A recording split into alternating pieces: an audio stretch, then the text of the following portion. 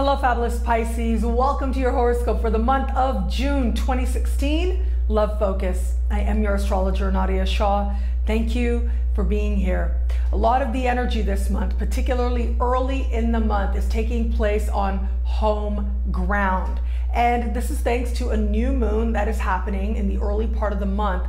But the energy does switch up for you considerably and very, very positively. As much as I spoke about in the general focused horoscope, we're going to have a challenging new moon happening early in this month.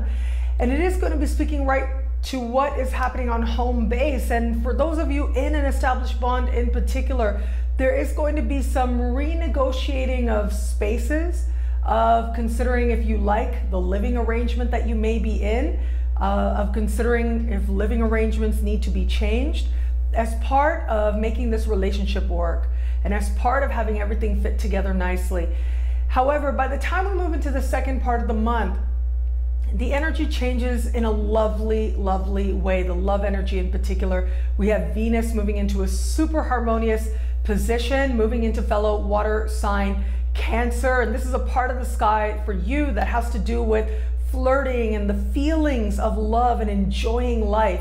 And then we have late in the month a rare final exact moment in the conversation that has been taking place between Jupiter in your opposite sign and Pluto. And what this suggests is whatever takes place early in the month, it can be, absolutely can be, not only resolved, but serve as the foundation to greater understanding of what love is, of the love that you have, the love that you want. And this can be, as we move towards the end of the month, that doorway that serves to either reconcile and make the love you have that much stronger, that much more meaningful, that much more secure, or it will be a healthy closure for a small percentage of you that happens with an ease and a kindness and a sense of hope and belief in the future love that is in the world for you. So let's take it one step at a time. I did touch on already the people who are already in an established bond. As I said, home is going to be where some renegotiations have to take place. It might be that one person, if you live with this person, someone's family needs to crash. One person doesn't like it so much. The other person feels like they don't have much of a choice. These are the types of situations that can arise when we have a new moon like this. This also can be that however the living situation has been, now it's about, okay, maybe you need more space, or maybe we need to reconfigure the spaces and how they are. This can be something as simple as redecorating so that one person doesn't feel that all their stuff is taking over the other person's. But this can also be like a real change in circumstance in terms of one person all of a sudden having a lot more work to do at home, maybe bringing work home, or maybe home-based business type of energy starts to kick in and needs to have that carved out space where work can happen. So these are some of the possible scenarios where it comes to looking at where you're living and how that needs to be rearranged in some way. But also, you know, if you've been in an established bond, if you've been with somebody for a while and you haven't taken that step to actually live together, this can be that very conversation. Okay, how much are we going to just have your stuff piling around here? Am I going to carve out space for you on my counter? That's always an interesting conversation. Okay, this is my bathroom counter and this is now your little corner. How much of that corner are you going to allow? How much of that corner is going to take over the whole counter? Like, it literally could be a moment like that that makes you realize, oh my God, I am really with this person. I've got to make room and real sharing occurring with this person.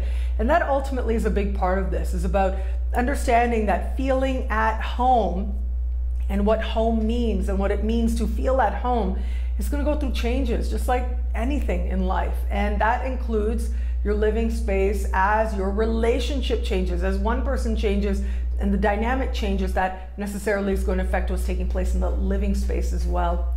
But as I said, as we move towards the second part of the month, I look at the sky and it says to me that it seems a little bit uncertain. It seems like that renegotiating, it's being made into a much bigger deal than it may actually be. And yet, once we get into the second half of the month, things start to ease considerably. If you are in an established bond, that trine, that conversation between Jupiter and Pluto will speak to you most strongly, because it is speaking volumes about you ready to change for love, or to change your circumstances in love, to welcome greater love in as you now understand it. That's what this celestial conversation is saying. And so this can be, for a lot of Pisceans out there, if you're in an established bond, a deepening of that bond.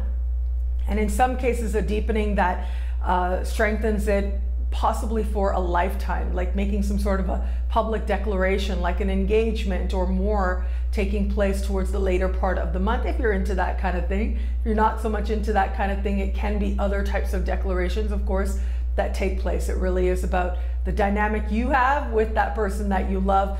But when we have Venus moving into fellow water sign Cancer for the second part of the month, you know, that wakes up the romantic, even makes you even more romantic, actually. And so if you are one of those people who finds yourself like that romantic part of you really kicking into high gear, you may appreciate, you know, some roses and things like that.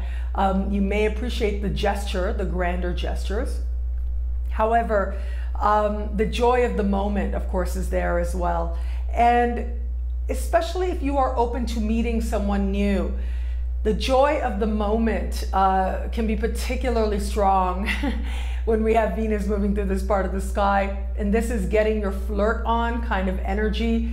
And this is just finding the sweetness and the softness and the affirmation, your ability to attract in small moments. And it will be that lots of interesting moments are likely to present themselves, more than normal opportunities to meet other people, to interact with other people, likely to present themselves to you now as part of creating a situation, a celestial situation manifested on Earth, where some real strong possibilities for love start to take root, or at the very least, that spark of love becomes possible with the sky like this.